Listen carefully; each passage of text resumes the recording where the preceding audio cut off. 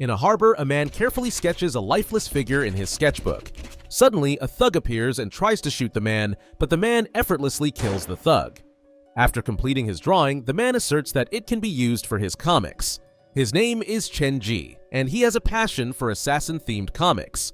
His dream is to become the most popular comic artist in the assassin genre.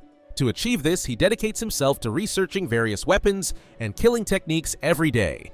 Eventually, he becomes the top assassin in the industry, going by the codename Kang Xiao. With his expertise and wealth, Chenji creates a comic series worthy of publication. However, his serialized comic begins to decline in the rankings, and his editor can only scold him.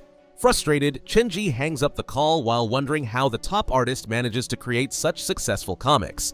He contemplates whether eliminating them would be a solution. Just then, he receives a call offering him an assassination job. Chenji enters an apartment with the intention of assassinating a young woman. As he trespasses into her room, he wonders if someone has already searched the place. Suddenly, he experiences a strange feeling of familiarity and realizes that he has entered the room of a comic artist during their deadline week.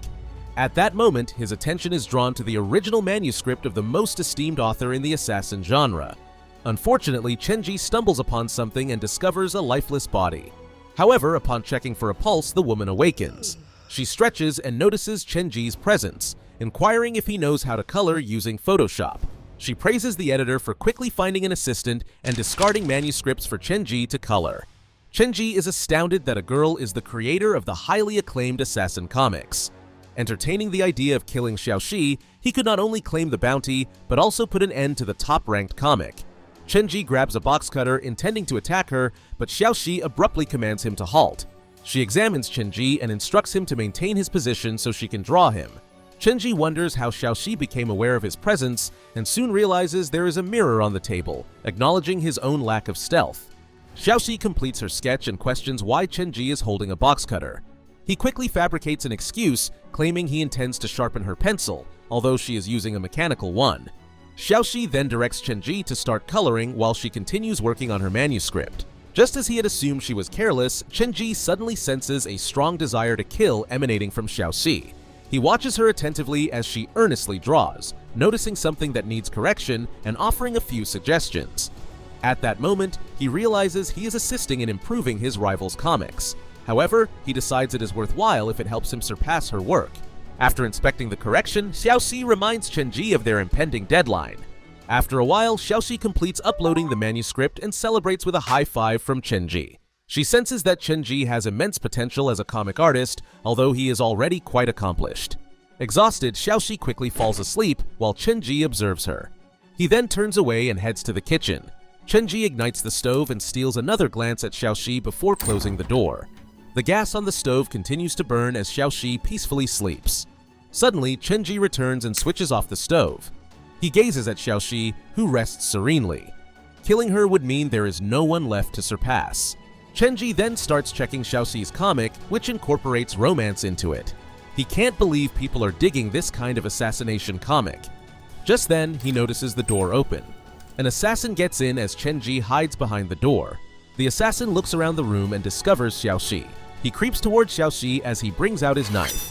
However, he senses someone behind him and quickly attacks with his knife. Chenji holds the knife using his fingers and quickly knocks out the assassin. Chenji sees the assassin fall and grabs him.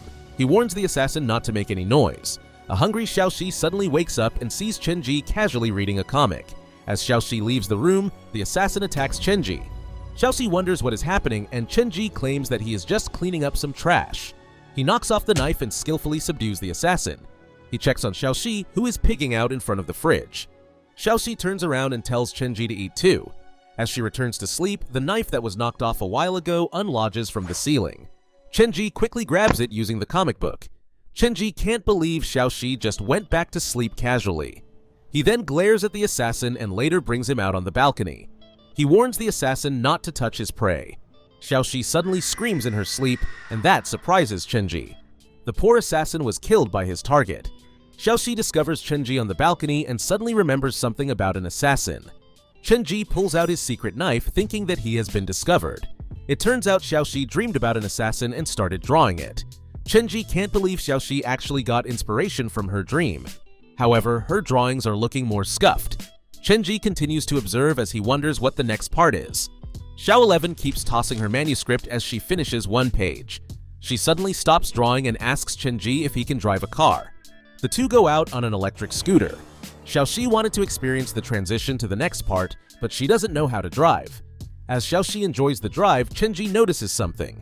The tire explodes and the scooter zigzags on the road. They tumbled in front of a speeding truck. Will they be isekai'd? A few seconds ago, another assassin wanted to steal Chenji's prey. Chenji actually noticed him, and the flustered assassin shot the scooter's tire instead. While in front of the truck, Chenji pushes his leg against the scooter to gain momentum and hugs Xiaoxi. The two fall along with the livestock being delivered by the truck. A bus appears below the flyover and the two land on top of it. Xiaoxi notices an incoming pig, and Chenji gets hit in the face. Night comes and Chenji wakes up. He quickly tries to get his weapon, but he finds himself in a hospital gown. He is glad that he didn't bring his gun on this mission, or he would have been discovered. He can't believe the top assassin would be knocked out by a pig. Just then, the door opens and Chenji fakes his sleep. The doctor brings out a syringe and poison that can kill an elephant in minutes. He tries to inject Xiaoxi, but Chenji intervenes. The syringe falls and Chenji catches it with his toes. He stabs the assassin and the poison takes effect immediately. The falling sound of the syringe was enough to wake up Xiaoxi. Seeing no one in bed, she checks for Chenji. However, Chenji hides in the hallway with the dead assassin. Xiaoxi notices the syringe on the floor. She looks around in the hallway and runs in the opposite direction. Just then, a patient discovers Chenji gagging the fake doctor and screams for help. Chenji tries to shut up the patient, but the girl suddenly grapples with her like a martial artist. However, she only sees the cloth, and Chenji immediately subdues her. Xiaoxi suddenly finds him pinning the girl to the wall while topless. Xiaoxi shyly excuses herself, and the girl uses this chance to bite Chenji. The patient runs to Xiaoxi, whom she calls her sister. It turns out the girl is Xiaoxi's assistant, Wenjie, that got hospitalized. Xiaoxi introduces Chenji, but she doesn't know his name. Chenji introduces himself as Chenjin, but Xiaoxi decides to call him Chenji instead. Wenjie tries to tell Xiaoxi about what she has seen. Chenji starts acting hurt, and Xiaoxi runs to find a doctor. Chenji asks Wenjie for a serious talk. Wenjie tries to kick Chenji, but it got blocked. Chenji clarifies that the man was not a doctor. The ID clearly shows a different face. Wenjie wonders who the man is, but Chenji makes up a reason that he might be Xiaoxi's obsessive fan. Wenjie wonders if Chenji is making it up on the spot. Chenji claims Penguin Publications assigned him as Xiaoxi's bodyguard. Wenjie claims comic artists won't be in danger unlike celebrities, but Chenji tells her not to underestimate the comic community. He then reminds Wenjie about author Fubu who vanished into thin air. Rumors say that he got done in by a rival. He exclaims how everyone is obsessed with the #1 spot. Just when Chenji explains how crucial Xiaoxi's position is, they hear her scream from afar. They immediately run to check on her, but Xiaoxi was only surprised by a skeleton model. Chenji claims it is only a model like the Attack on Titan model. He moves the curtain and sees a tied-up person and closes it again. Chenji and Wenjie got discharged later and stare at each other. Xiaoxi then mentions having dinner together and the two stop fighting. Chenji notices someone tailing them and ignores it for now. The three of them later had a street-side meal. Wenjie exclaims how she can't accept Chenji as Xiaoxi's assistant. Sparks fly between the two and they look at Xiaoxi to decide. Xiaoxi then claims they need another person to help around. On the other hand, Chenji notices something. Wenjie continues claiming that even if Xiaoxi got more assistants, she will still work on her comic right before the deadline.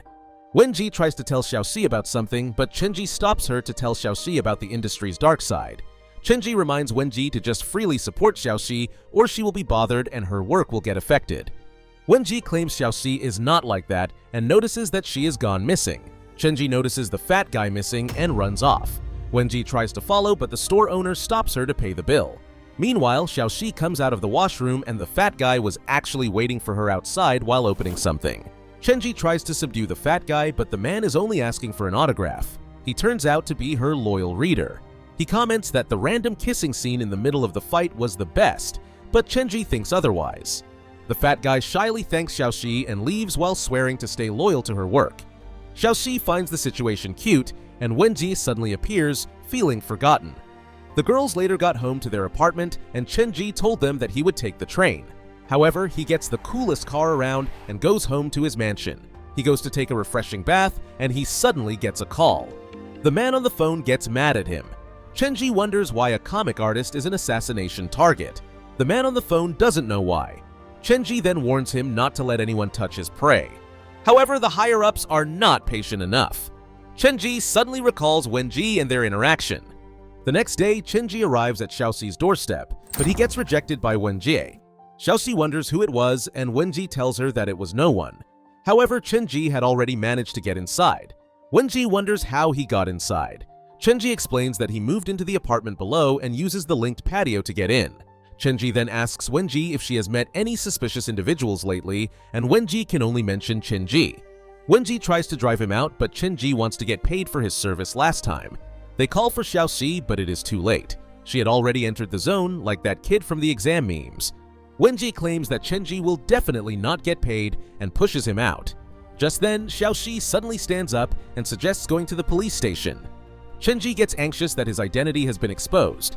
Xiaoxi just wants to see some references in her comics for an arrest and interrogation scene.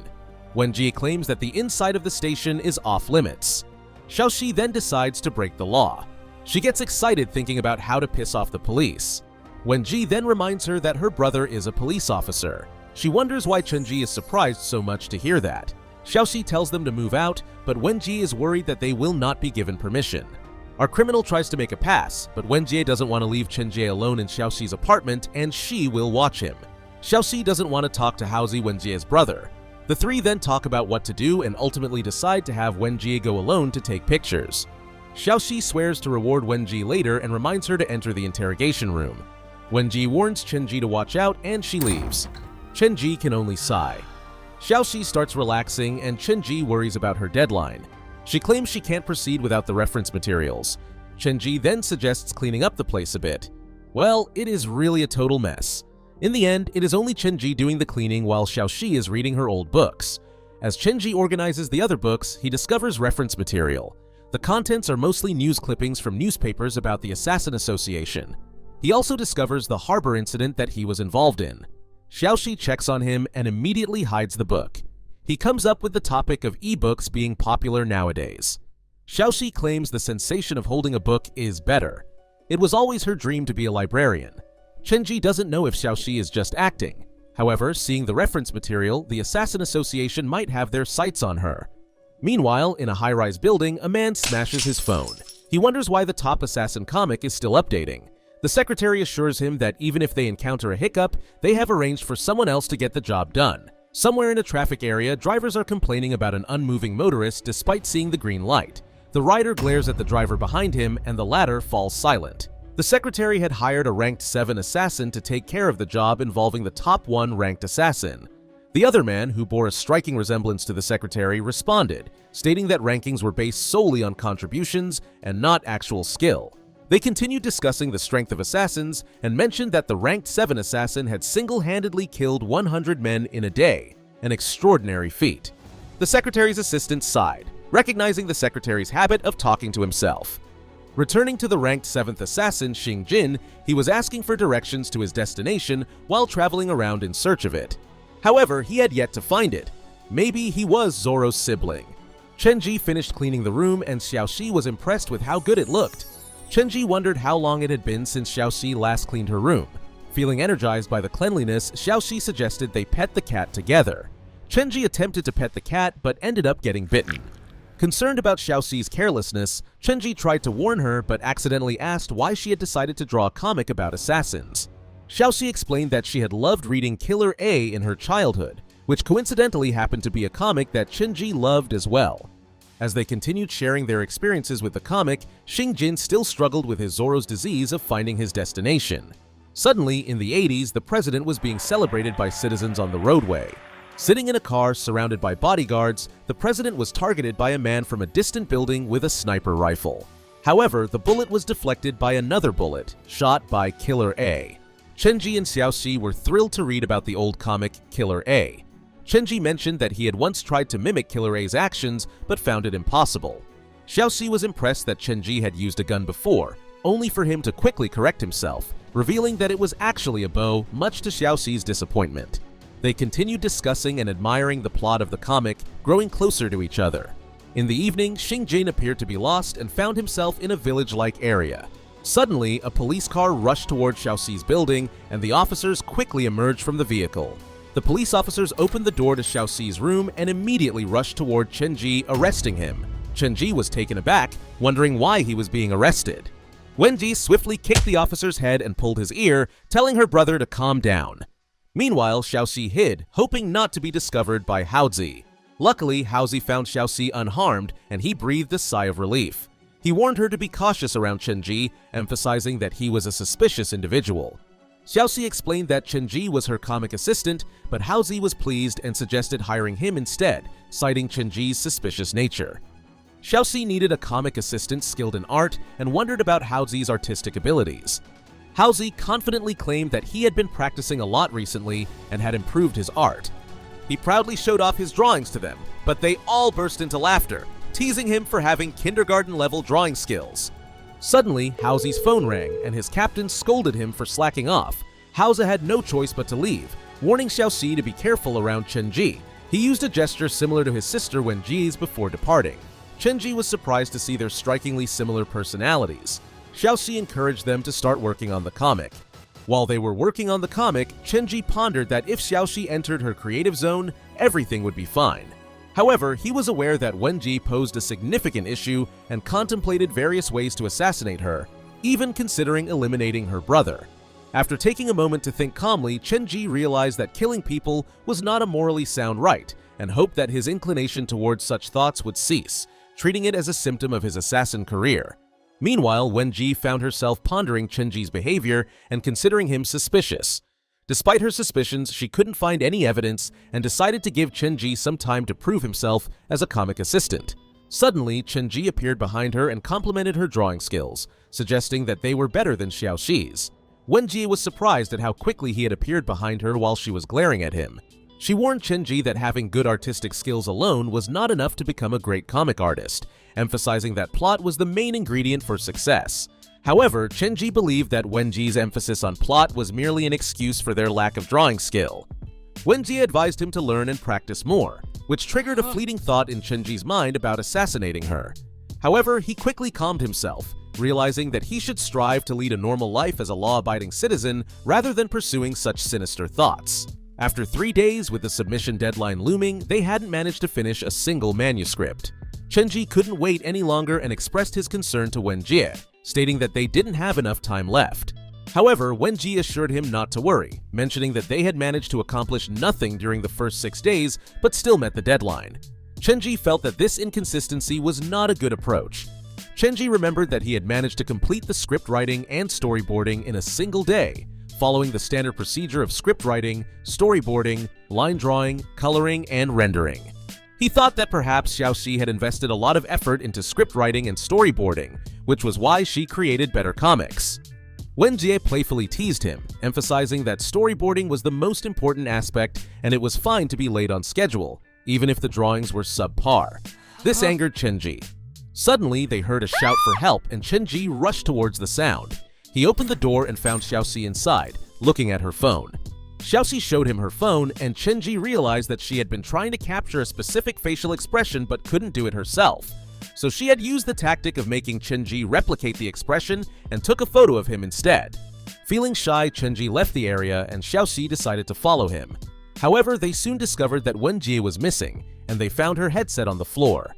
Xiaoxi assumed she had gone to the toilet, but Chenji found it unlikely since the final pen stroke in her drawing didn't seem natural, her headset was on the floor and the window was closed earlier. Chenji suspected that she might have been kidnapped, but believed that she possessed good fighting skills.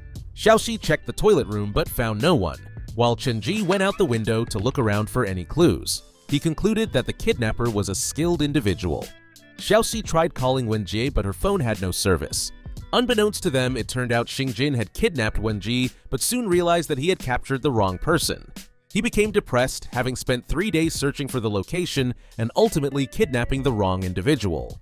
Wenjie found Xingjin peculiar and thought that things had become strange after meeting Chenji. Xingjin turned his head, startling Wenjie, and then closely examined her to confirm that she wasn't Xiaoxi.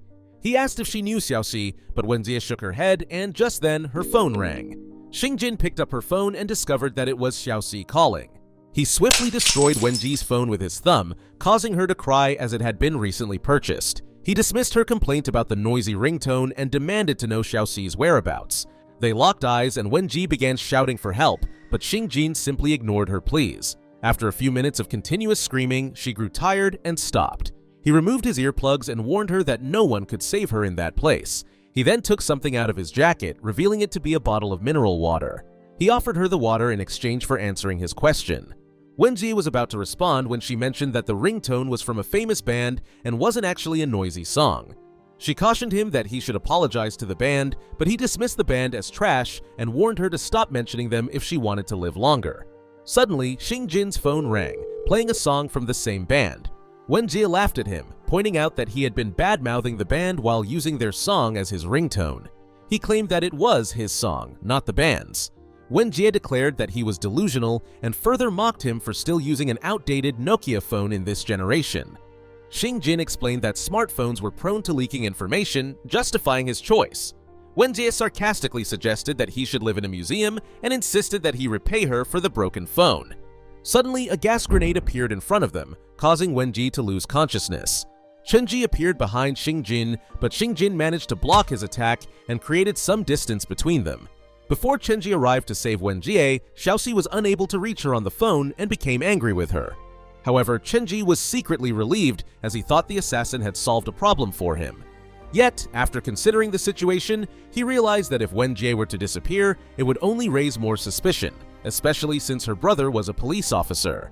Chenji found it annoying and decided to rescue her, wondering where she could have gone. Suddenly, Xiaoxi called Chenji's attention to some birds. Chenji recognized the location and instructed Xiaoxi to call Haozi for help. Before she could end her call, Haozi had already arrived at her room. Xiaoxi was slightly annoyed by his swift arrival. Haozi immediately grabbed her hand and inquired about his sister's whereabouts. Xiaoxi informed him that Wenjie had gone missing just 5 minutes ago and wondered if she had mentioned anything about her destination. Haozi explained that ever since Wenjie graduated from kindergarten, she had stopped calling Haozi Oni-chan and had not been reporting her whereabouts. Haozi snapped back to reality and accused Chenji of being responsible for his sister's disappearance, demanding to know where he had gone. Xiaoxi replied that Chenji had been with her, but they both realized that Chenji was no longer there. Unbeknownst to them, Chenji was running towards the location. The delivery man was astonished to see Chenji running faster than a motorbike. Chenji recognized Haozi as a skilled police officer who had previously arrested him and trusted that he could protect Xiaoxi in his absence. Returning to the present, Xingjin picked up his gun and aimed it at Wenjie. However, Chenji swiftly kicked the gun out of his hand and knocked him into a pillar. Chenji contemplated how he should resolve the situation, but to his surprise, Xingjin got back up and warned him that he should pretend to be dead in order to save his own life. Xingjin then put on his earphones and began listening to music while playing his guitar, which annoyed Chenji. Taking advantage of Chenji's distraction, Xingjin struck him with his guitar. Chenji tried to land on his feet but stepped on something soft, causing him to lose his balance. He realized that it was the sound that had thrown him off, not the floor itself. Xingjin continued his attack combo against Chenji. The secretary explained that Xingjin specialized in using sound frequencies to disrupt the semicircular canals, which are responsible for maintaining human balance. Chenji managed to stand on his feet while covering his injuries, and they locked eyes with each other. Xingjin was surprised that Chenji could still put up a fight despite his condition. Xingjin continued his attack, dashing towards Chenji, but Chenji countered with a powerful headbutt. Confidently, Chenji declared that he had a solution to counter Xingjin's tactics. Xingjin was impressed when Chenji pierced the floor with his feet to maintain balance, suggesting that he could be ranked as the top assassin. Realizing that Chenji wasn't his intended target, Xingjin decided to give up the fight. Chenji tried to stop Xingjin, but in the process, he accidentally trapped himself and couldn't free his leg from the ground. Attempting to pull his leg out, Chenji unintentionally destroyed the floor, causing it to collapse. Both of them complained about the poor quality of the slab. Wenjie slowly regained consciousness and discovered that she was lying on top of Xingjin. Feeling shy and unsure of who he was, she remembered being in Xiaoxi's room, but in reality she had lost her memory, which had been affected by the gas, sound frequency, and stress. Xingjin wondered why he had to protect her and speculated that she might not be the real target after all. Suddenly, Haozi appeared and ordered Xingjin to stop. However, Xingjin managed to escape, skillfully dodging all the bullets. Haozi worried about his sister and checked on her. Meanwhile, Xiaoxi was sitting on top of a car sketching the building. She noticed a person with blood on his head coming out of the building and asked Xingjin if he was okay. However, Xingjin ignored her, thinking she was just a crazy person sketching on top of a car. Haozi and Wenji returned, and Xiaoxi felt relieved to see that Wenji was unharmed. They left the area but had a lingering feeling that they were missing something, though they weren't sure what it was. Unbeknownst to them, Chenji was buried under the rubble. Xiaoxi completed her storyboard and realized they only had 2 days left until the deadline, more specifically 1 day, 23 hours, and 22 minutes. Chenji wondered how she managed to achieve the top rank in comics with such efficiency, and he had already completed his own comic. Regardless, Xiaoxi was glad to have 2 comic assistants now and hoped they would be able to meet the deadline. They all focused on their drawings, and Xiaoxi commented on Wenjie's drawing, mentioning that the background characters didn't appear fierce enough. Xiaoxi suggested that Wenjie refer to the top 30 comics for inspiration. As they searched, they couldn't find it in the top 30, so they continued scrolling through the top 50, top 90, and eventually found it beyond the top 100. The comic was called Unforgivable, which happened to be the comic that Chenji had drawn. Wenji believed that comics beyond the top 100 were considered trash, unknowingly hurting Chenji. However, Xiaoxi told her that rankings weren't the sole factor in determining the quality of a comic, giving Chenji some hope. But she also criticized the plot as outdated, the character personalities as unfriendly, and the pacing as too slow. However, she praised the comic's drawing style and art, finding them precious, realistic, and feeling as if the artist had truly experienced it or might be an actual assassin. Wenjie still considered the comic trash, and Chenji regretted not killing her. Xiaoxi pointed out a page that Wenjie could refer to, finding it good and conveying a tense feeling from the background characters. Xiaoxi instructed Wenjie to draw based on it and left, allowing Wenjie to continue her drawing. Xiaoxi checked on Chenji and noticed that he had drawn a character from the Unforgivable comic, impressed by how similar it looked. Chenji had been too focused on their conversation, and his muscle memory had drawn his own comic's character. Xiaoxi asked Chenji if he had also read the comic and proceeded to share her experience with the Unforgivable comic, which brought them closer once again. Wenjie wanted to ask Xiaoxi for help, but realized they were having a moment and decided to refrain from asking, continuing with her drawing instead. Their pleasant moment was interrupted by a phone ringing. Chenji reluctantly picked up the phone and stepped outside the room. It was his editor complaining about how bad his latest chapter was, echoing the same criticisms Xiaoxi had mentioned earlier. Chenji soon realized it was his own lack of script writing skills that were hindering the success of his comic. He deeply reflected on his mistakes and wondered if it was an issue with the audience's taste or his own shortcomings. Chenji snapped back to reality when his editor mentioned that he would rather send himself to Jesus if he couldn't become the chief due to Chenji's poorly received comic. Chenji believed he could help his editor, but then he considered that the editor was the only source of traffic for his comic. He apologized and promised to make amendments to his comic. Chenji overheard Xiaoxi and Wenjie's conversation about their comic's hard copy being ready, and the possibility of starting a public signing event. He felt a bit depressed realizing that his comic didn't make it for a public signing event. Xiaoxi forgot that the public signing event was scheduled for the next day, and she hoped they could finish the comic by today, even jokingly suggesting selling their liver for the night to meet the deadline. In the airport, Xiaoxi arrived by riding an Uber driver, but she was still sleeping and the driver woke her up. She left the car, and Chenji complained about having to finish the comic late at night and then disguise himself as a driver to take her to the airport, taking off his silicone face mask. Chenji was worried that she might be targeted by other assassins since he knew that weakened targets were more likely to be hunted. So he followed her into the airport as well. Chenji kept following her, and suddenly a delivery guy accidentally dropped a box towards Xiaoxi, but Chenji managed to cover it. Then, a girl accidentally spilled water, and Chenji swiftly used his umbrella to protect Xiaoxi. When a suspicious guy tried to cut the queue, Chenji stopped him. Finally, they reached the department lobby, but Chenji questioned why he, the top 1 assassin, had to become like a bodyguard for Xiaoxi. Suddenly, Xiaoxi saw Chenji and greeted him, thinking it was a coincidental meeting. She was overjoyed that he also attended the public signing event and told Chenji that he should have informed her earlier so they could have gone together. Chenji was speechless since they did actually go together, but he had disguised himself as an Uber driver. Xiaoxi and Chenji boarded the airplane together, and they were both too tired, so they slept on the airplane. When they arrived at their destination, Xiaoxi took photos of the beautiful scenery. Xiaoxi's editor called her to come over. It turned out that Xiaoxi's editor was a purple-haired girl named Ling Si, and her colleague was a guy with glasses. However, the guy was interrupted by Ling Si, and he felt angry that he didn't finish his introduction to Xiaoxi. The reason the guy tagged along with Ling Si was that his boss told him to learn from her experiences. The guy was jealous that Ling Si was performing well in her job, especially after luckily meeting an outstanding comic artist, even though they had started working at the same time. Xiaoxi tried to introduce her new comic assistants to both editors, but Chenji was missing. In reality, he was hiding and examining both editors, suspecting they might be assassins too. Lingxi told her to ignore her assistants and proceed to the public signing event.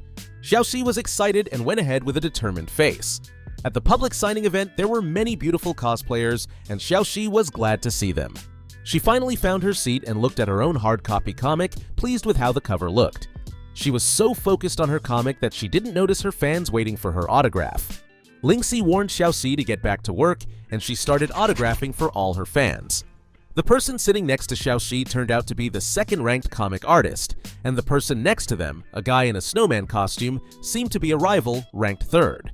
The snowman guy felt stressed standing next to the top two comic artists. They continued to sign autographs for their fans.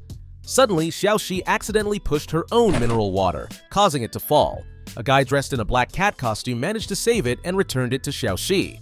Xiaoxi thanked him, petted his head, and called him Little Black. Unbeknownst to her, the person in the black cat costume was actually Chenji, who blushed when she called him Little Black. Chenji complained about how hot it was inside the black cat costume and felt jealous seeing other comic artists signing autographs for their fans while he had to entertain as a black cat costume. However, Chenji remained determined to become a comic artist himself someday. Suddenly, Chenji noticed something suspicious about a present given to Xiaoxi by one of her fans. It made a ticking sound resembling a timer bomb. Hoping it wasn't an actual bomb, he decided to investigate and search through all the presents. Eventually, he found it and checked his surroundings, trying to determine who had given the present. However, amidst the crowd, Chenji was unable to identify the person. He grew suspicious of the snowman guy at first, but quickly realized that his drawing skills were too exceptional for an assassin. Thinking it would be best to remove the present, Chenji attempted to steal it, but Xiaoxi caught him in the act and wondered if he was trying to take her gift. Chenji outsmarted her by claiming that a cosplayer dressed as Killer A had caught his attention, diverting Xiaoxi's focus. Realizing she had been tricked, Xiaoxi turned her head to look back, but found that Chenji had already lost in the crowd. She wondered how the person in the black cat costume knew she liked the Killer A comic. Chenji rushed towards the nearest toilet and hid inside one of the restroom stalls to open the present. To his relief, it turned out to be just a normal alarm clock and not a bomb. However, when he turned the alarm clock over, he saw a note written on it that said, "Haha, you guessed wrong." Surprised and suspicious, Chenji wondered if it was some kind of provocation. After giving it some thought, he realized that the assassins were trying to lure him out so they could begin their assassination. Chenji discovered that Xiaoxi was in danger and quickly rushed back towards the signing area. As he hurried towards the signing area, Chenji found it empty except for a guy wearing glasses. He approached the guy and asked about Xiaoxi's whereabouts. The guy sat down calmly and disappointedly told Chenji that as a true otaku fan, he should have arrived on time for such an event. This triggered Chenji, making him realize that he had come here to protect Xiaoxi, not for autographs. He grabbed the guy in a fit of anger and demanded to know where Xiaoxi was. The guy revealed that she had gone to the comic show. Chenji headed over to the comic show and found a large crowd there. He wondered how he would locate Xiaoxi in such chaos. Rushing through the crowd, he interrupted cosplayers' photos and disturbed their poses. Eventually, he spotted Lingxi and the second and third-ranked comic artists, but noticed that Xiaoxi was not with them. Overhearing their conversation, Chenji learned that Xiaoxi had returned to her hotel room to check her manuscript due to sudden inspiration. Without hesitation, Chenji rushed to the hotel room. From afar, a person with blue hair glared angrily at Chenji. He had meticulously planned his assassination, but Chenji's presence had caused him to lose his target. An hour ago, Chenji was rushing to the toilet when he accidentally bumped into a cosplayer. In the process, the cosplayer inadvertently swung his sword towards the blue-haired guy, who managed to dodge the attack but unintentionally collided with another female cosplayer. Although it was an accident, as Master Oogway once said, there are no accidents. The female cosplayer quickly covered her skirt and angrily called him a hentai. The blue-haired guy had no choice but to face the consequences and received a slap to his face, losing his target in the process. Meanwhile, in the present, the blue-haired guy hurriedly rode a bicycle, hoping to reach the hotel room before Chenji. However, his bicycle suddenly malfunctioned, leaving him frustrated by the high cost of public bicycles that broke down halfway. As he tried to catch up on foot, he accidentally tripped and fell. On the other hand, Chenji surpassed him while riding an electric bike. Taking advantage of the situation, Chenji managed to steal a master key card from a hotel worker and entered Xiaoxi's room. Inside the room, Chenji found comic papers scattered everywhere. He was impressed that Xiaoxi had managed to complete her storyboard within an hour. He noticed that Xiaoxi was sleeping on the floor. As Chenji tidied up her storyboard, he overheard Xiaoxi calling out Chenji in her dream, causing him to blush. However, it turned out she actually wanted to eat an orange because the Mandarin pronunciation of Chenji sounds similar to the word for orange. Chenji was left speechless and gazed out of the window, where he noticed a lens flare in the distance. Suddenly, he was shot by a sniper, courtesy of the blue-haired guy. The blue-haired guy thought to himself that being the top-ranked assassin meant nothing if he could be easily defeated by a sniper shot. He saw his target, Xiaoxi, still peacefully sleeping on the ground. The blue-haired guy became excited, thinking his target was easy prey. He used a grappling hook gun to latch onto the room's balcony and entered. To his surprise, Chenji appeared behind him and explained that Xiaoxi was still sleeping because she had been in the zone and couldn't wake up at that moment. The blue-haired guy, surprised that Chenji was still alive, decided to take Xiaoxi hostage and warned Chenji not to come any closer. However, Chenji skillfully returned the bullet to the blue-haired guy, scratching his face in the process. The blue-haired guy wondered how Chenji caught the bullet while he shot it, but then he tasted the wound and realized it was just red ink. This revelation angered the blue-haired guy, realizing that Chenji had been using red ink as a bullet to deceive him from the beginning. Curious about what the blue-haired guy meant by being tricked before, Chenji asked for an explanation. The blue-haired guy began to share a story about receiving a Ferrari as a birthday gift when he was 18 years old. But Chenji interrupted him, expressing his disinterest in listening to a long story. This only further infuriated the blue-haired guy. Chenji swiftly dashed towards the blue-haired guy, rescuing Xiaoxi from his grasp. He attempted to land a punch on the blue-haired guy, but the latter managed to create distance between them. Chenji warned the blue-haired guy to stop targeting his prey, giving him a menacing glare that scared the blue-haired guy.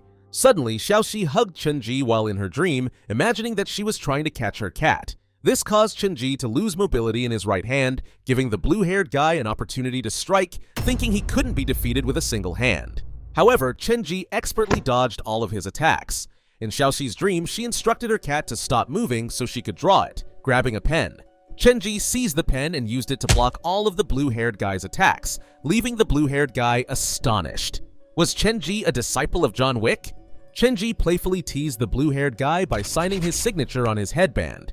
The blue-haired guy realized that Chenji wasn't taking the fight seriously and knew he would lose if it continued.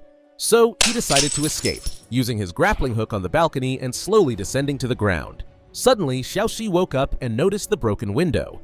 Chenji and Xiaoxi looked at each other and Xiaoxi questioned what Chenji was holding. Chenji casually threw the grappling hook away, telling her it was just rubbish blown in by the wind. The blue-haired guy was relieved that his escape plan seemed successful, but unbeknownst to him, the grappling hook had lost its grip when Chenji threw it away. Curious about why Chenji was in her room and the blood on his head, Xiaoxi asked him about it. Chenji reassured her not to worry, explaining that it was just red ink. He also mentioned that he had been staying beside her hotel room. Xiaoxi was overjoyed, believing that their meeting was fate. She moved closer to Chenji, causing him to blush slightly. However, their moment was abruptly interrupted when Ling Xi's editor burst into the room, realizing that they had a private moment. The editor apologized and quickly left the room. Xingjin arrived at Xiaoxi's building, preparing to assassinate her. Suddenly, he heard a cat sound and approached the cat slowly, offering it cat food from his pocket. The cat looked at Xingjin but sensed the intense killing intent emanating from him and got scared, fleeing away. Undeterred, Xingjin continued his search for the cat, scanning the surroundings. Unbeknownst to him, Wenji passed by behind him, carrying her groceries. Xingjin eventually found the cat and reached out to it. However, the cat bit his finger and quickly ran off. Speechless, Xingjin proceeded to Xiaoxi's room but found Wenjie inside instead of Xiaoxi. He wondered if he had come to the wrong location once again. Xingjin also questioned why Wenjie was in Xiaoxi's room. Approaching cautiously, he noticed Wenjie drawing something. Xingjin grew concerned, fearing that she might draw his face to provide a suspect description for others to examine. Suddenly, Wenjie felt a presence behind her and swiftly turned her head, but there was no one there. Unbeknownst to her, Xingjin was hiding behind a sofa. Just then, a knocking sound came from the door. Wenjie opened it, expecting to see Xiaoxi, but was disappointed to find her brother instead. Wenjie's brother, Haozi, felt downhearted that he had a day off, but couldn't see Xiaoxi because she was at the public signing event. Wenjie told him to leave since Xiaoxi wasn't there.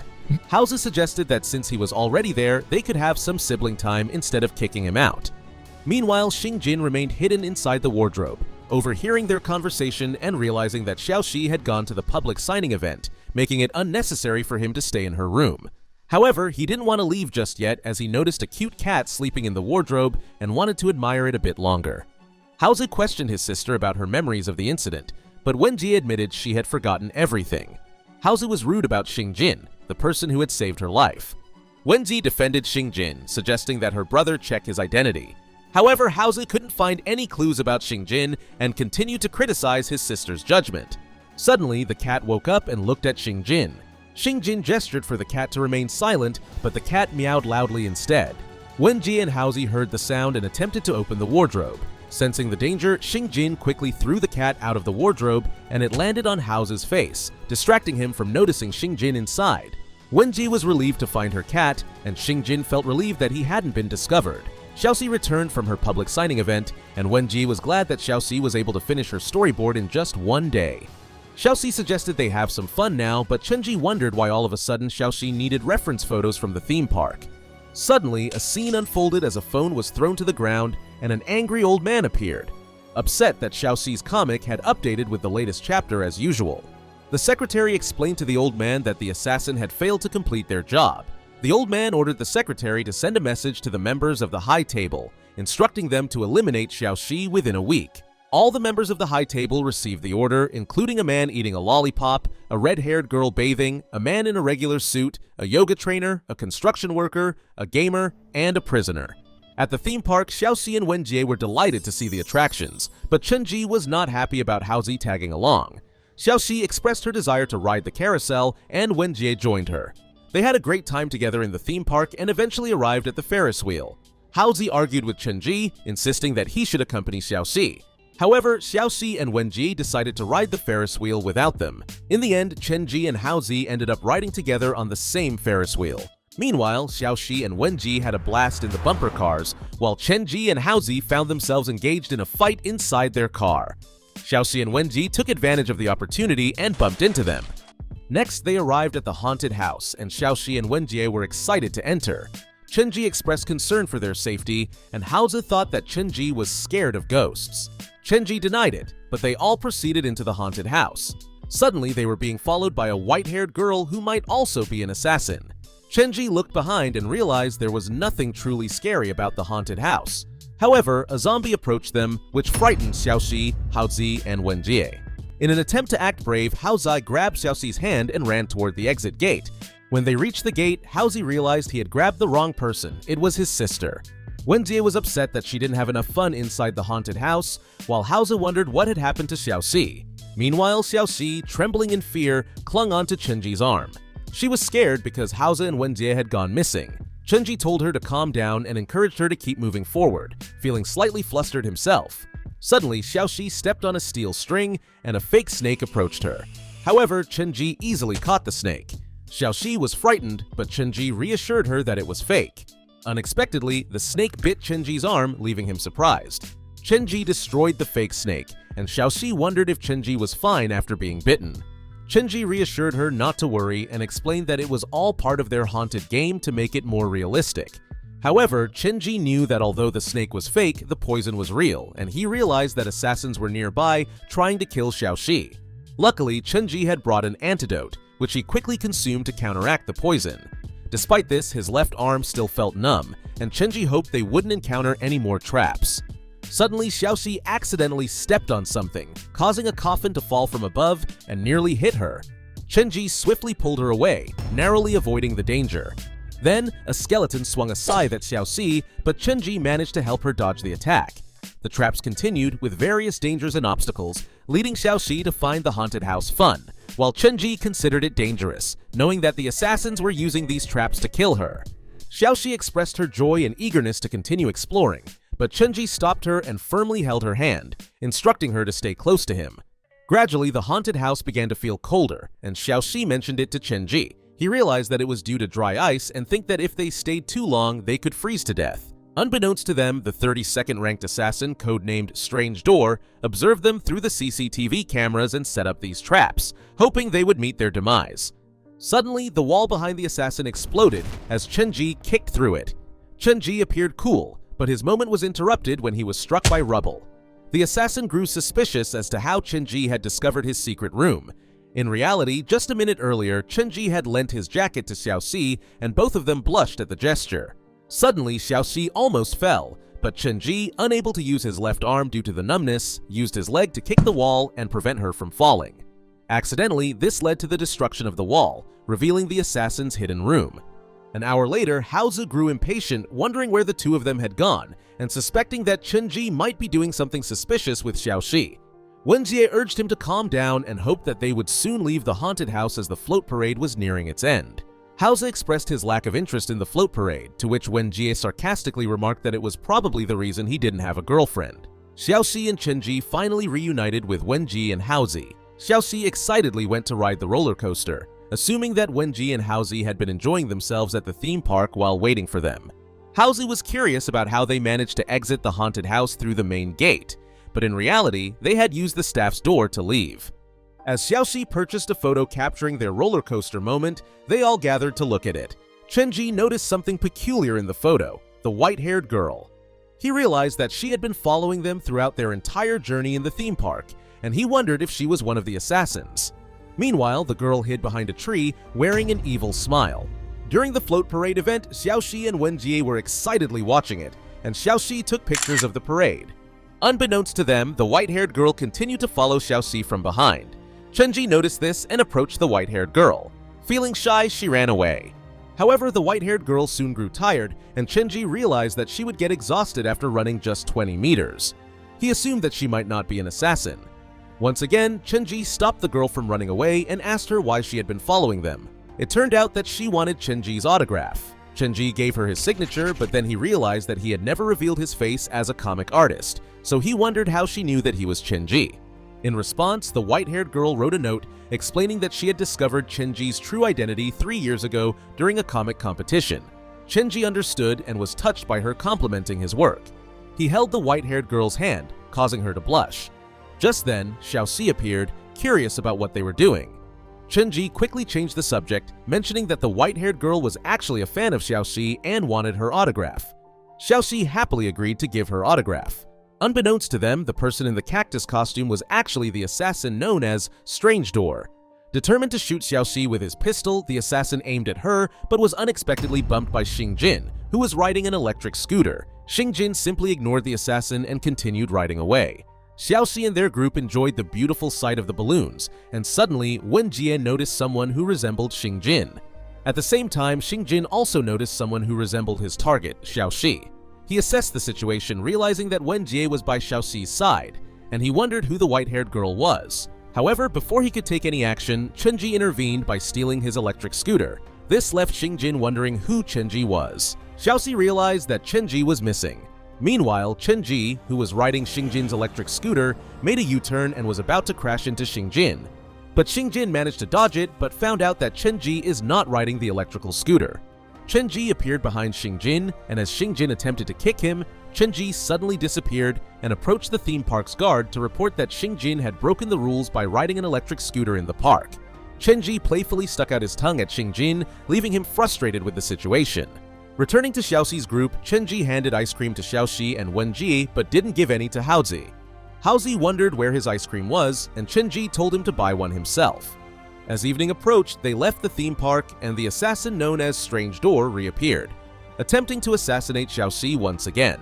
However, he was abruptly hit by a van, which unfortunately was not a truck for him to be isekai'd into.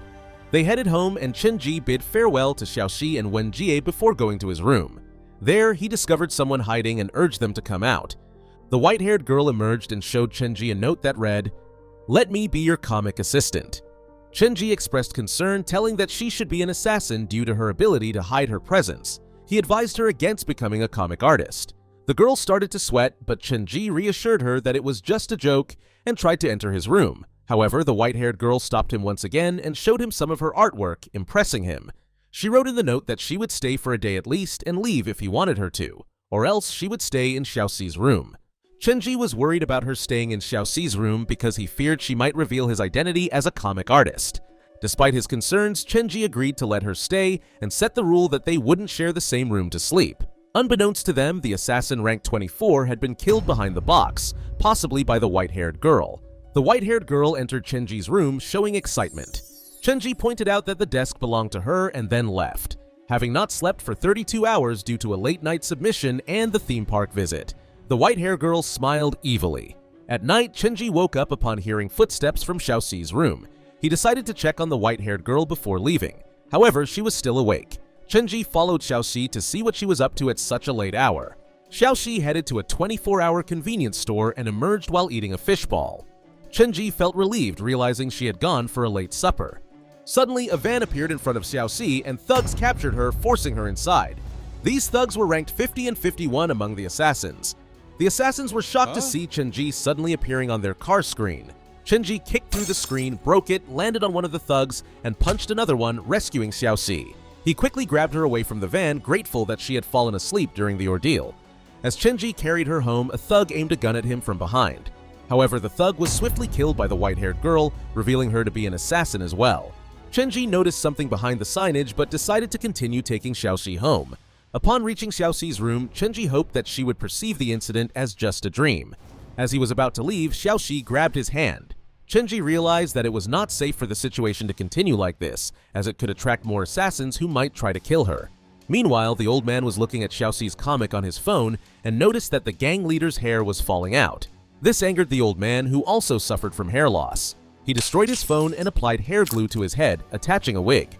Suddenly, someone knocked on his door. He opened it and discovered that his secretary was in danger, having been captured by a man wearing a scary mask. The old man asked the man who he was as the old man pressed the red button to request reinforcements. However, the man told him that it was useless because he had already taken care of all the bodyguards.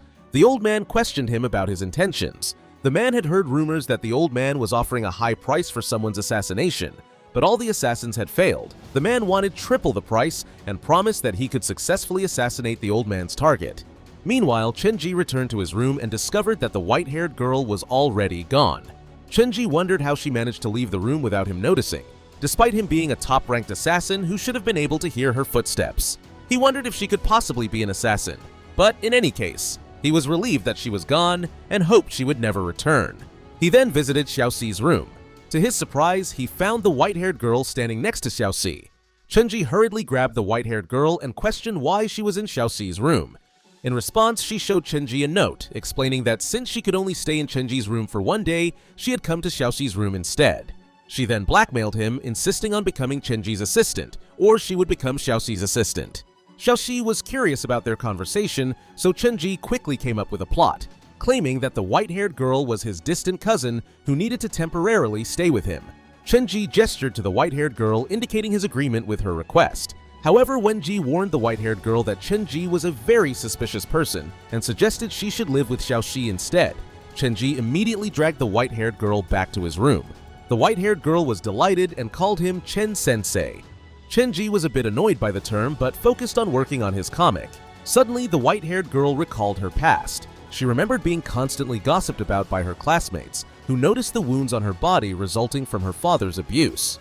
When she arrived home, her father scolded her for being late. She tried to explain her situation, but her father simply threw a bottle of beer at her and angrily berated her for being inefficient, even slapping her.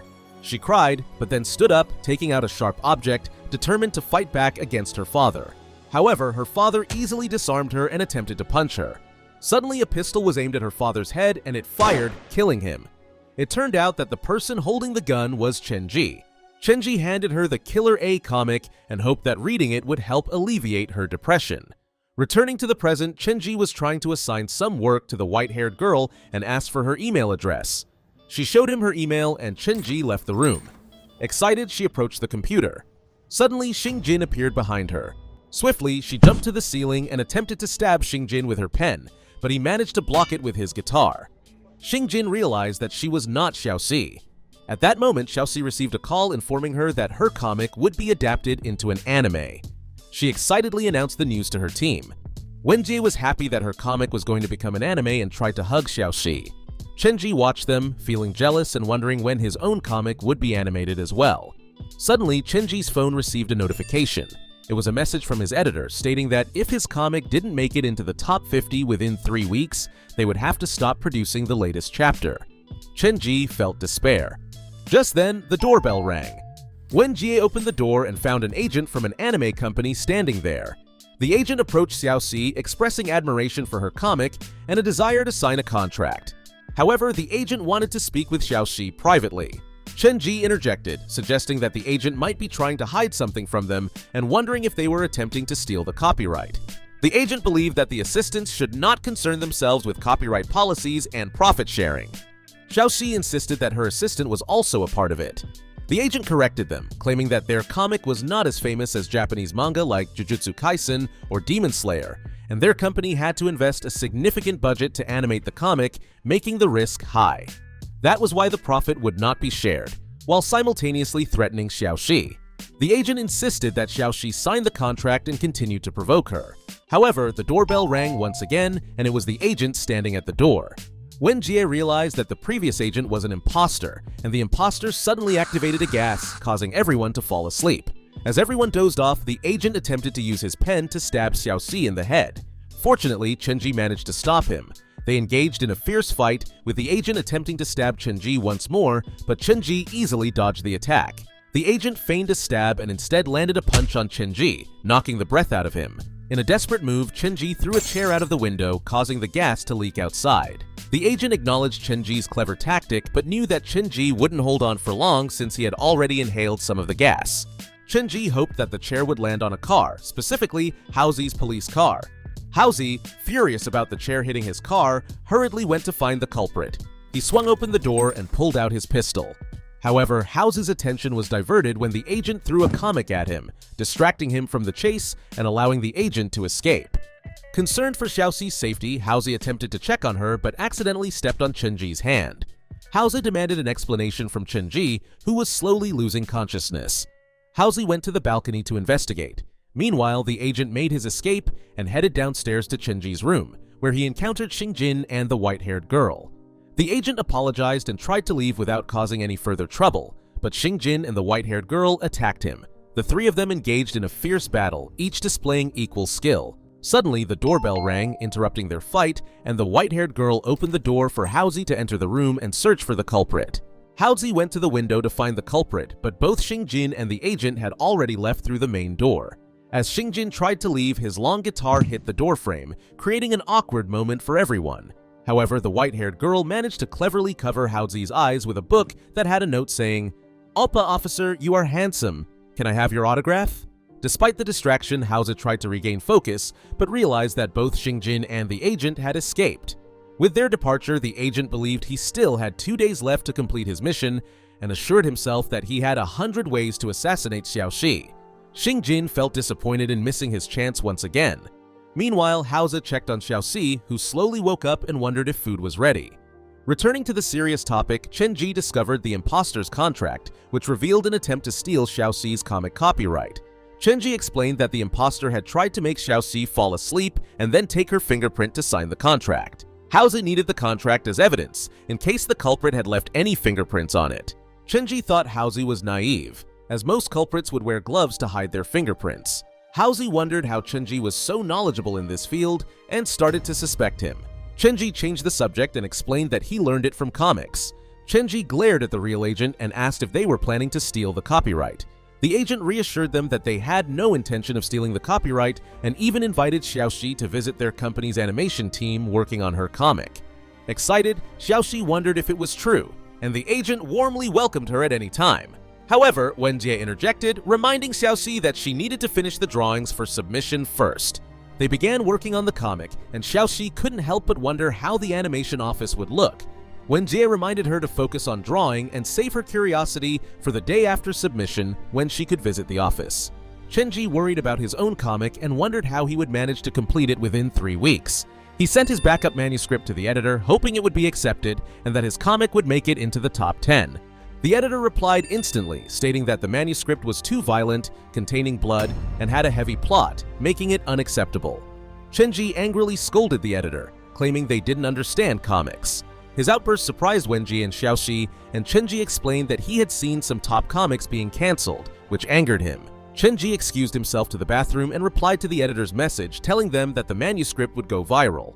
However, the editor explained that they couldn't guarantee it and warned Chenji that he might end up getting arrested. The editor advised Chenji to understand the world and its rules.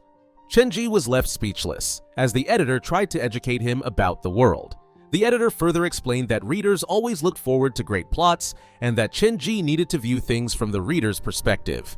With bright eyes, Chenji continued reading the editor's message, recalling his childhood and the comic Killer A that he had read. Chenji sits on the toilet like a complete loser and looks over the comments on his manga manuscript left by the editor. Chenji is surprised to see that his work is actually pretty shit, because the editor has a lot of notes. His characters are bland, there is no plot, and pacing is horrible. Chenji wonders why his work is not as popular as Xiaoxi's manga, even though both of them love reading about serial killers like psychos. Even though Xiaoxi's work is also centered around real-life crimes, Chenji is nowhere near as successful as her. In fact, he feels insulted by his own lack of talent and skills. Chenji continues to wonder what his manga is lacking, and he recalls how Xiaoxi usually adds a lot of romantic scenes in her work. Maybe this is the epiphany that Chenji truly requires, before the assassin can fully form his idea. Wen Jie starts knocking on the bathroom door, and this startles Chenji. When he opens the door, Wen Jie tells him that he should use the bathroom downstairs, because his load has stunk up the place, even though Chenji wasn't even using the bathroom in the first place. Chenji then gets back to work, and he looks over at Xiaoxi working diligently. He is determined to also have a successful manga one day. Instead of doing work, Chenji starts brainstorming about his new romance manga. Xiaoxi notices him slacking off, and starts to hover over his shoulder like a boomer. Chenji tries to hide his brainstorming session but fails. Xiaoxi finds the idea of an assassin story with romance quite intriguing, even though the trope has already been done to death. Chenji explains that he is only trying out new ideas for his editor. He is trying to play it cool, but Chenji is failing miserably. Even Wen Jie likes the idea, and she suggests that looking at the aurora with a romantic partner sounds like the type of cheesy thing that would work well in such a story. Chenji decides to rain on Wen's fantasy by trying to poke at all the inconsistencies in such a stupid plot. He doesn't seem to understand how the aurora will connect to the work of a hitman. This is when Xiaoxi jumps in and offers her opinion. She thinks that in such a story, the hitman can fall in love with his target, and instead of killing the girl, he will become her bodyguard. Chenji feels like this story may hit too close to him for him. Even Wen Jie is now fully immersed in this idea, and mentions how the killer will still have to hide his true identity as a killer, and this will make way for stupid misunderstandings that people usually like to eat up. Chenji can't believe that these girls have already figured out his entire backstory. However, he has to remind himself that he didn't fall in love with Xiaoxi, he just wants to surpass her. Xiaoxi wants to immediately start working on this new story. Even so, the story just sounds incredibly generic. The following day, Xiaoxi and Chenji head to the main city. They are visiting the animation company that has taken on Xiaoxi's manga, but the building looks like any other shady apartment block.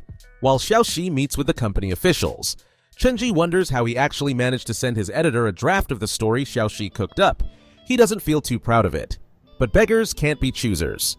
Meanwhile, Xiaoxi meets the president of the animation company. The president really admires Xiaoxi's work and look forward to working with her. The group then heads into the building, where Xiaoxi is astounded to see all the different departments working together. She never realized how many people are needed to make an animation. The place looks pretty nice, so you know this place treats their animators better than MAPPA. The company officials then inform Xiaoxi that in honor of her arrival, they have prepared a short screening of some of their work. The group heads over to a small theater, and Xiaoxi excitedly tells Chenji to sit down with her, but all he can think about is how perfect this dark, soundproof room is for murder. The screening begins, and everyone takes a seat.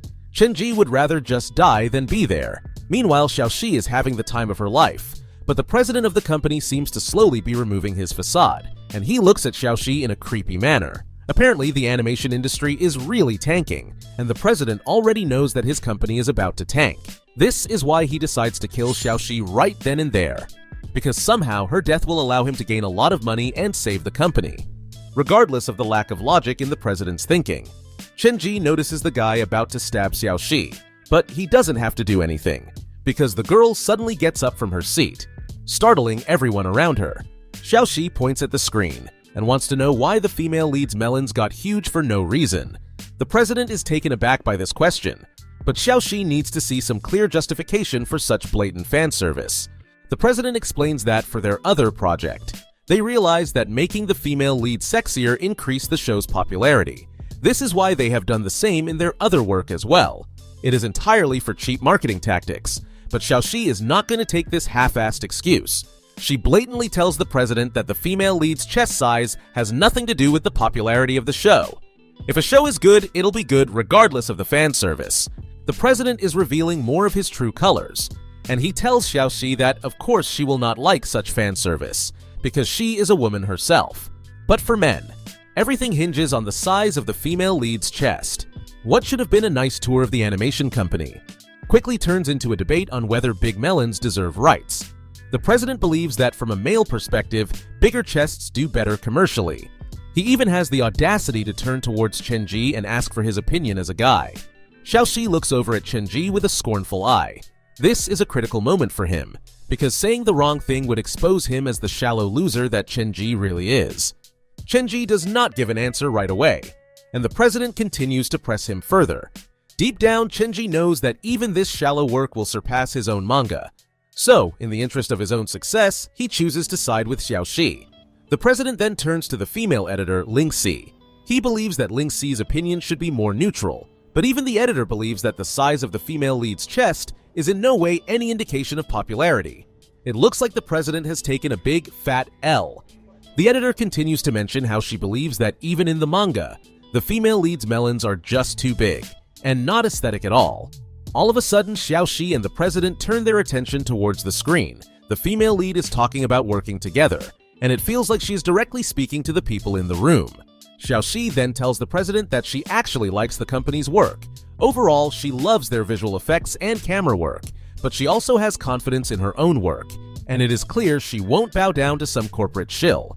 Xiaoxi continues to tell the president even without sexualizing her work. She believes that she will succeed. The president is taken aback by the girl's determination, and he decides to not kill. Instead, he assures Xiaoxi that the company will adapt her work faithfully. Xiaoxi leaves the company with Chenji and the editor. It seems like the discussion went well after all. Once the artist leaves, the president is reprimanded by the company official for failing his assassination mission. It seems like the president had a change of heart. Besides, killing Xiaoxi would have been more trouble. But the official wonders if the president noticed something odd about Chenji. Apparently, the official had already recognized Chenji as the #1 cold-blooded killer, and he is glad that neither of them was caught by Chenji. Otherwise, the conversation would have ended very differently. For now, the president and his cheap sidekick decide to just focus on making anime. It ain't much, but it's honest work. Meanwhile, Xiaoxi says goodbye to the editor as well, and Chenji just wants to go back home. But he loses sight of Xiaoxi, only to find her playing with some kids. Seeing Xiaoxi playing in such a carefree manner makes Chenji relax as well, and he sits there watching her play for a long time. Eventually, Chenji falls asleep, and he does not realize that there is a masked stranger and a white-haired girl standing behind him. The masked man does not sense the girl's presence, but when he does, it is already too late. Some more time passes and Chenji is still dozing off. He wakes up startled and completely exposed. Chenji cannot believe that he let himself sleep in public. It seems like his assassin skills are getting rusty. Xiaoxi is also still playing with the kids and seems perfectly fine. But then the white-haired girl emerges from the shadows. She is completely bloodied and on the verge of dying. The girl collapses into Chenji's arms. He has no idea what happened, but the girl's injuries look very serious. Meanwhile, the masked man is also trying to make an escape. He has been hurt as well. But when he passes a strange-looking child, the masked man collapses on the ground as well. The elite member of the Shadow Clan plays golf, when one of his subordinates informs him of the recent incident. The old boss does not like to see the image of the masked man dead. In fact, he is so shook that his wig is snatched. It seems like the guy has something to do with this assassination attempt. The subordinate tries to catch the wig, in order to maintain the last vestige of his boss's integrity. For now, the elite member decides to summon the clan to deal with the one responsible for this attack, even though his lackey is not sure if this is such a bright idea. Meanwhile, Chenji takes the mysterious girl to the hospital, where his friend informs Chenji that the girl's vital points were hit, but it looks like the assailant also tried to make sure not to hurt her too badly. The doctor wants to know who this girl is, and Chenji merely calls the girl his assistant. Chenji realizes that the real target was definitely him, and he also learns that the top assassin in the Shadow Clan has also emerged. Back in the main city, Hausa and Xiaoxi walk home together. Haozi is under the impression that Xiaoxi needs a personal escort service. In fact, someone even took a secret photo of Xiaoxi, and while the picture is technically evidence, Haozi saves it so that he can sniff it later on. As the two continue their walk, a strange child takes notice of them. The child continues to walk in their direction, but all of a sudden a huge steel bar falls from a construction site and nearly lands on Xiaoxi and Haozi.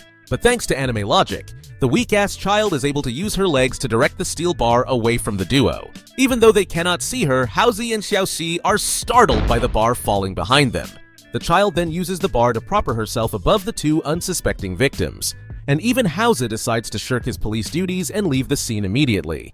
Unbeknownst to Xiaoxi and Haozi, the little girl is a deadly assassin, and she has just encountered another assassin hovering around the construction site. Apparently, a couple of days ago, these two assassins were called in by the leader of the Shadow Clan. They were informed that both of them have shown great potential and could become the next clan leader. However, now both of them are getting in each other's way and are fighting over who gets to eliminate Xiaoxi and Haozi. Even though the two assassins are not actually speaking, they have been trained in the art of lip reading, and their silent conversation is just as deadly. The two of them decide to settle the matter in the form of a duel, but neither of them is willing to budge from their spots. Meanwhile, when Xiaoxi returns home, Wenji informs her that their apartment building is going through some plumbing issues and will be out of water for 3 days. Even though Wenji is fully ready to go back to medieval times, Xiaoxi cannot fathom not taking a shower, especially after coming from outside. But a solution has already been revealed, and Chenji finds himself heading over to the public bathhouse. Even though he has just received a note that the deadly assassins of the Shadow Clan are all women and all are incredibly dangerous. So instead of having his perverted fun at the bathhouse, Chenji should be focusing on his work. Xiaoxi and Wenji find themselves at the Rose Bathhouse. The place seems to have great reviews, and Xiaoxi also wants to take a few pictures as reference material.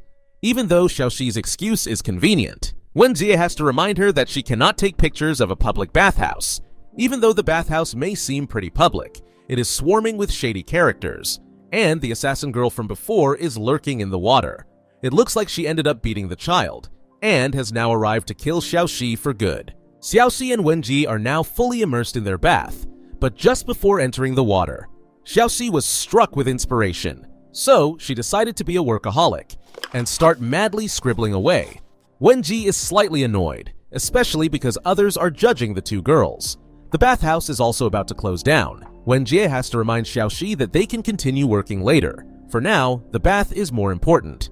Finally, Xiaoxi puts the pencil down, and she realizes that the entire bath is empty. But Wenjie is not too keen to be bathing in other people's filth at this point. All of a sudden, the two girls are startled by the body of a girl floating upside down. The stupid unconscious girl is taken to the hospital immediately, and as the ambulance pulls away, Wenjie explains that the girl soaked for too long and ended up losing oxygen, and it turns out that the girl was actually the idiot assassin hiding in the water. What's more surprising is that Haozi was waiting outside of the bathhouse the entire time, but somehow he slept through the entire incident. How could someone not feel safe with such diligent police officers around? Xiaoxi and Wenji then notice that they have several calls and messages from Chenji looking for them. After some time, the girls end up visiting Chenji's lavish home. Their peasant asses are not used to such luxury. Wenji then has to explain to Chenji that instead of taking a proper bath, Xiaoxi ended up working on her manga instead, which doesn't come as a surprise to Chenji. This is why the two girls are excited to take a bath at Chenji's bougie place. Haozi is also present, and he does not like it that his sister and his crush are using a stranger's bath, even though Chenji has been with them for quite some time now. Haozi is also curious to know what Chenji does for a living, because there is no way a mere manga artist can afford such a sweet crib. Chenji decides to lie and tells Haozi that he is a trust fund kid and got an inheritance. He then tells Haozi and the others to make themselves at home. While Chenji deals with some other matters, Haozi completely plans on ransacking poor Chenji's house.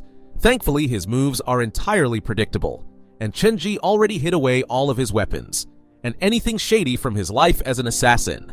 After making sure that Xiaoxi finds the bath satisfactory, everyone does their own thing for some time. Xiaoxi and Wenji enjoy their bath. Meanwhile, Chenji works on his own manga, and Haozi does bare minimum police work. Once Chenji is finished with his work, he is surprised to find Wenjie and Haozi getting super comfortable in his home. Wenji took the liberty to play games on Chenji's huge-ass TV. Meanwhile, Xiaoxi browses through his comic book collection. Wenji channels her inner toxic gamer and makes fun of Chenji's poor gaming skills. She basically tells him to get good, which bothers Chenji since the audacity is through the roof right now. Chenji then ends up trying to dictate how Wenji should play the game. His attitude is even more annoying than a toxic gamer. Wenjie ends up losing, and Chenji starts acting like a real pro. He starts giving Wenji advice on how to kill the boss, which causes the girl to lose her shit and call out Chenji for being a Discord gamer. Chenji then takes the controller and decides to show Wenji how a real pro plays the game. As expected, Chenji also fails to kill the boss, and now Wenji gets to laugh at him. Chenji takes the loss like a sore loser, and blames the defeat on his level. However, when he throws the controller away, Xiaoxi uses it to play the game instead.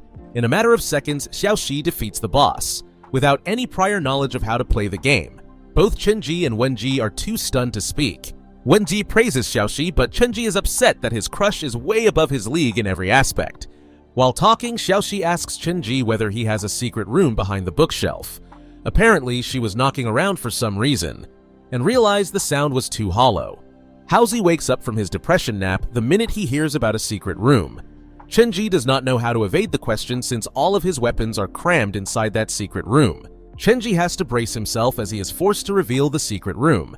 Haozi expects to see some shady things. Meanwhile, Xiaoxi is just excited to solve the mystery, and Wenji is sure that Chenji is hiding his secret hentai collection. Chenji proceeds to pull out a book from the shelf, and within this book is a secret remote. Pressing the remote causes the bookshelves to split and reveal a hidden door.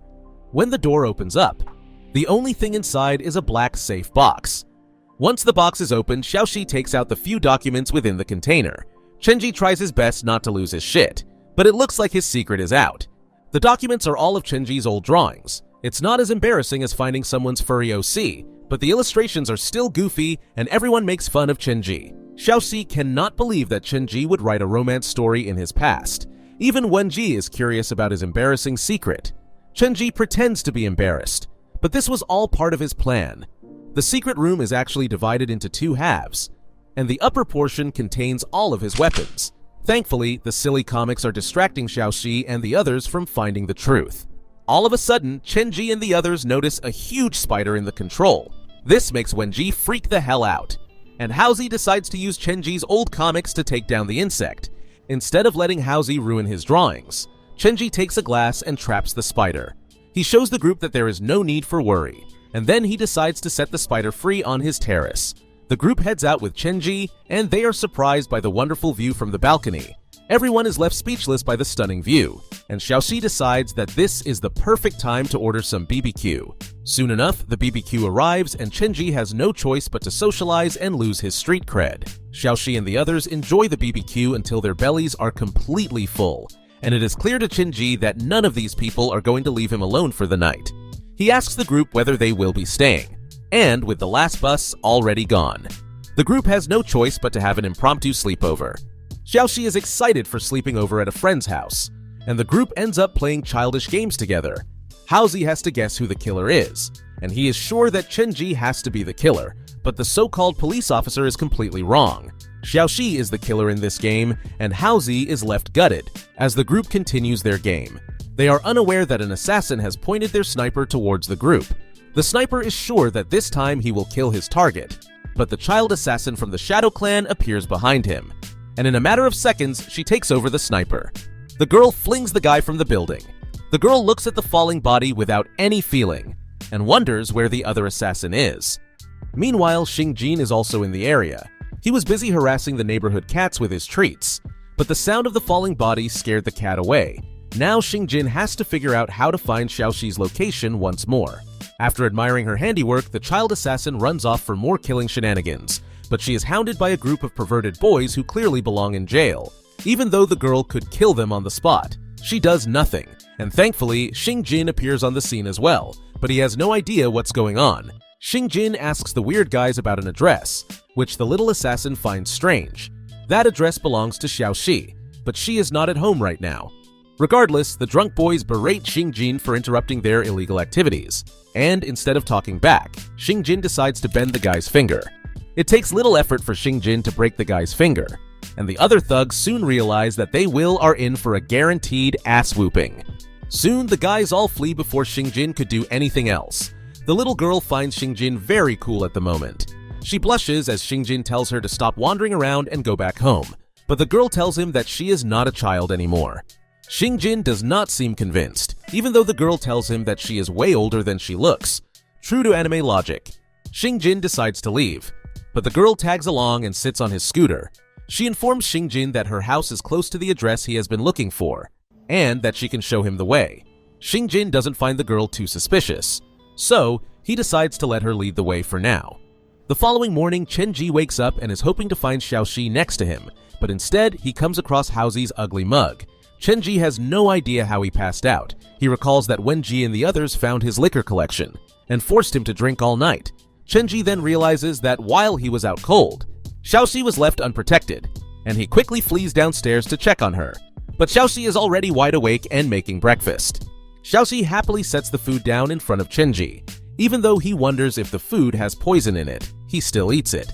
Xiaoxi then informs Chenji that Wenji went out to eat breakfast. Xiaoxi does not know the exact reason for Wenji leaving, but there are more pressing matters, because the food Chenji is eating is not good at all. Chenji does not know how to tell Xiaoxi the truth when she is staring at him with her big, old, scary eyes. Xiaoxi sees Chenji's reaction and thinks that he wants more, but dying like this would be a blemish on his assassin track record. When Haozi walks in, Xiaoxi offers him food as well, but he's a smart guy and quickly turns away. Looks like there are some things that Xiaoxi is not immediately good at. During the commotion, Chenji receives a message that the mysterious girl he left with his doctor friend escaped. Chenji gets to know that the girl is definitely not normal, and before leaving she stole a bunch of equipment as well, but the doctor was smart enough to put a tracker on her before the attack. Before Chenji can learn more, he is interrupted by Xiaoxi. Today, the two of them have to gather reference material for a school scene in their manga. Even though Chenji agrees to go, he can't shake off a terrible feeling. Unbeknownst to Chenji, the white-haired girl is currently rotting in a back alley, almost dying from her injuries. When the white-haired girl was little, she came across a dead body on the streets, but she was not scared by it. In fact, she was the one who killed the guy in the first place, and instead of being alarmed by her actions, the girl only showed defiance. At that moment, an intimidating woman found the white-haired girl's expression very intriguing, and decided to give the girl an option that would change her life forever. The woman wanted the girl to either go back to her worthless father, or join the older woman as a companion. This was the start of the girl's journey. Now, the girl is lying on the disgusting ground of a back alley, and the older woman is disappointed by seeing her in such a state. She thinks the girl was not cut out to be a leader after all. But before the woman is done yapping, the girl quickly gets up and injures the woman with her knife. This causes the gunman nearby to start firing at the girl, but instead of letting the girl die, the woman jumps in front of her to take the bullets. The girl watches in horror as the woman who practically saved her is gravely injured. The woman tells the girl to make an escape, and in her final moments, she bravely faces death. As the girl closes her eyes and runs away at full speed, two more gunmen approach her from ahead, but the girl slices through them and slips on the pavement. She falls face down and finds a guy pointing a gun right in her face. But just then, Chenji arrives on his goofy-ass scooter and overtakes the gunman. The girl is shocked to see Chenji aiding her, and he informs the girl that in order to survive, she must tell Chenji every single thing. In the heat of the moment, Chenji picks up the girl to save her. If he hurries, he can still make it back to Xiaoxi, because a little while ago, Chenji and Xiaoxi were taking a class on toxicology research. Xiaoxi wanted material for her manga, and she takes the class very seriously. Meanwhile, Chenji was bored out of his mind and wanted to leave. So, Chenji decided to slip out of the class quietly and return back in 15 minutes when the teacher notices Chenji leaving, and for some reason, he decides to end the class earlier. The students celebrate this small victory, but Xiaoxi stays back because she's one of those loser nerds who likes to ask questions once class is over. The teacher is pleased by this and tells Xiaoxi that they can talk in the lab. Xiaoxi loses her mind when she sees the lab. She immediately starts taking pictures as references, but then the teacher gets super close to her and wonders if she is really a student at the university. Xiaoxi realizes that she has been caught, but the teacher is not mad at all. In fact, he is almost excited in a weird way. He seems a little too eager to teach Xiaoxi how to make poison in order to kill someone. Xiaoxi doesn't even know how to reply to the guy, but he seems persistent. Even though Xiaoxi has no such intentions, the teacher is dying to help her with a murder. But it turns out, the teacher is also just a huge nerd, and Xiaoxi ends up becoming the Jessie to the teacher's Heisenberg. The girl helps the teacher with a secret experiment that he wishes to hide from other students and faculty. As Xiaoxi and the teacher talk about the experiment, the assassin who tried to kill Xiaoxi at the bathhouse is back again. She was the girl who fell unconscious in the bathhouse, and as an assassin, she is deeply ashamed. This time, the girl is determined to kill Xiaoxi. She tries to open the door, but it has been locked. The teacher warns the girl not to open the door, and in the midst of the commotion, a vial full of a strange liquid falls to the ground and releases a strange gas. As soon as the assassin kicks down the door, she thinks that her shining moment is finally here, but the gas ends up making her lose consciousness once more. The teacher and Xiaoxi are not impressed or concerned. In fact, the teacher thinks something like this was bound to happen to the fool who opened the door. Meanwhile, Xingjin is still stuck with the little girl, and the two of them try to make it to the address in time. Chenji has also managed to save the white-haired girl for now, but he tells her not to move from her spot until he gets back, now that the girl is back in the hospital. The doctor makes sure that she has nowhere to run, and this time, the girl is chained to the bed. As Chenji quickly returns to Xiaoxi, he notices an ambulance on the way and gets worried.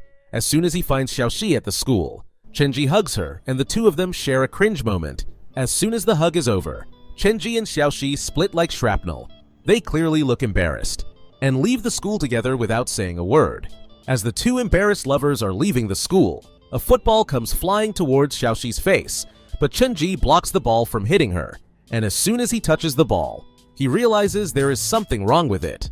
All of a sudden, the ball explodes, creating chaos. Standing outside of the school is another guy who seems like an assassin, and he is the one responsible for this goofy-ass bomb. Everyone inside the school is alarmed as the dust from the explosion slowly settles. Somehow, Chenji and Wenji make it out alive.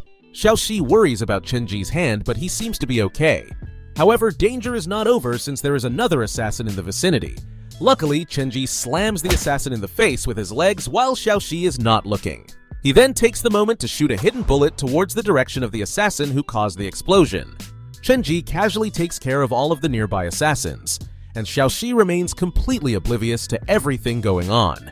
Chenji does not understand why there are so many more assassins lately. Surely being an assassin doesn't pay that well. Back at home, Xiaoxi shares the entire incident with Wenjie. She cannot believe that a football actually exploded, even though the news is blaming it on a gas leak. As the two girls continue to talk, Chenji takes the opportunity to speak to the white-haired girl that he managed to save. Chenji wants to know who the girl is and why she has been following him around. The girl communicates by writing on paper.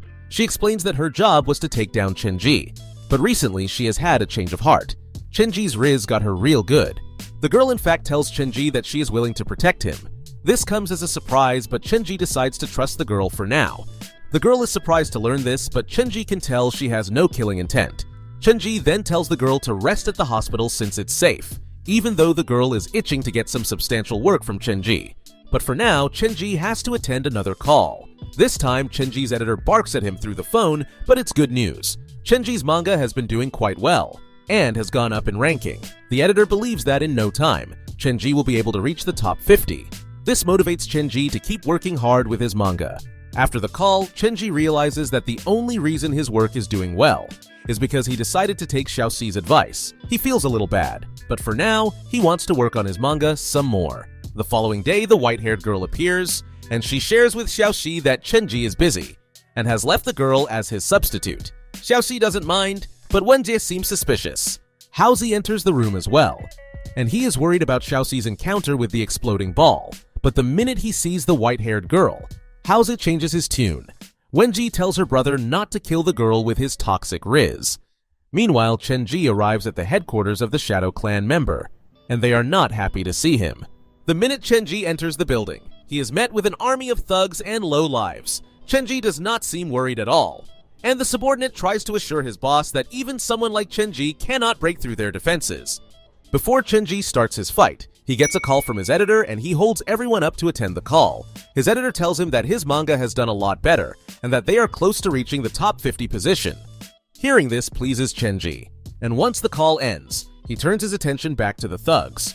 Of course, there is no reason to see the fight, because Chenji kills everyone in a matter of seconds. Even so, his neck is now a little stiff.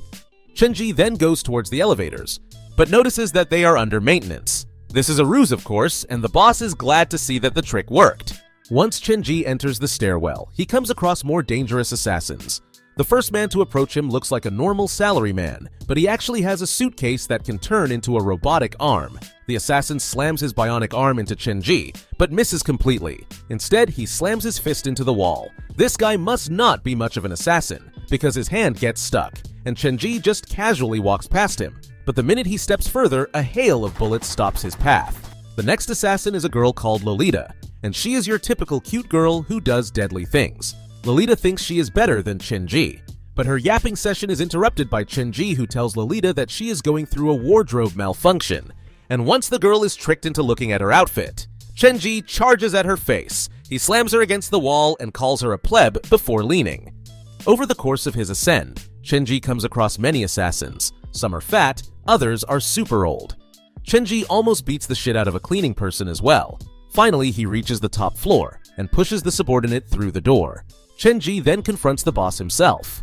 As Chenji waits for the old boss to turn his chair around and confront him, the subordinate hides behind the door and pulls out a gun. But Chenji uses his own gun to make the subordinate drop his weapon. Chenji then quickly notices that the boss has an explosive, and he not only saves himself but also the subordinate. Chenji then threatens to shoot the lackey, as the man pathetically tries to bargain for his life. Meanwhile, the boss makes an escape for it by secretly leaving the building. But the minute his car door is opened, an explosion occurs, killing his men and destroying his car. This was Chenji's doing. The old man kneels before the assassin. He is ready to risk his reputation. The boss even pisses his pants in the process. Chenji takes the photo of the pathetic man and intends on using it for blackmail. Chenji wanted to know why the old man is so obsessed with killing Xiaoxi, but if she is not left alone, Chenji will upload the embarrassing photo online and then kill the boss himself. Chenji then slowly walks away. His threat will make the old man consider twice before dealing with shit he does not understand. Once Chenji is back home, he is glad to see everything is normal, and the white-haired girl is happy to see him as well. While Xiaoxi works on her own manga, Chenji sits down to begin his work as well. Xiaoxi tells the assassin that his latest work was great, and that she really liked it. All of a sudden, Xiaoxi tells Chenji that she is aware of his true identity, as the Owl, a well-known artist. For a second, Chenji thought that his identity as a killer was revealed, but Xiaoxi is only aware of his work as a manga artist. Xiaoxi actually wanted to thank Chenji, even though he was the one learning from her. But Chenji has also helped Xiaoxi with her visuals, and she greatly appreciates it. Xiaoxi wants Chenji to stay with her for longer, and this comes as a complete surprise to the cold-hearted assassin. Thankfully, Wenjie is there to ruin the moment and embarrass the two idiots, even though the moment is gone. It is clear that Chenji will stay with Xiaoxi for a long time. After some time, the 7th comic year-end event takes place, and it seems pretty fancy. Chenji and Xiaoxi are attending as well, and Xiaoxi receives a lot of praise for the anime based on her work. Chenji introduces his work as well, and though it's clear that Xiaoxi is the star of the show, Chenji gets sufficient praise as well. The award ceremony commences, and Lingxi calls out all of the winners in different award categories. To the surprise of no one, Xiaoxi receives almost all of the rewards. She is recognized for the anime based on her work, and given an award for the most popular manga. Lingxi then calls Xiaoxi on stage to announce the winner of the Most Improved Manga Award. As soon as Xiaoxi sees the winner, she starts her glazing session, because the winner actually managed to get his manga into the top 30 position. And Xiaoxi is pleased to announce Chenji as the winner of this award. The hard-cold killer actually sheds tears as he hears his name being called out. Chenji goes up on stage to accept his award, but he immediately hugs Xiaoxi in front of everyone. This rash hug brings out cries of anger from the losers in the audience. Chenji then makes a little speech as well, and thanks Xiaoxi for helping him improve his story, and he thanks his editor as well for giving him brutal reality checks. Chenji continues his yapping session and thanks everyone, but it looks like he is ready to drop a bombshell. After a little hesitation, Chenji decides to reveal that he will be wrapping up his manga in the next issue. This bold statement surprises and confuses everyone, even though his editor has no idea what's going on. Chenji believes that he has reached his limits and will soon end the manga. That's because he has just received inspiration for a brand new story, and he is hoping to surpass Xiaoxi this time. The end, for now.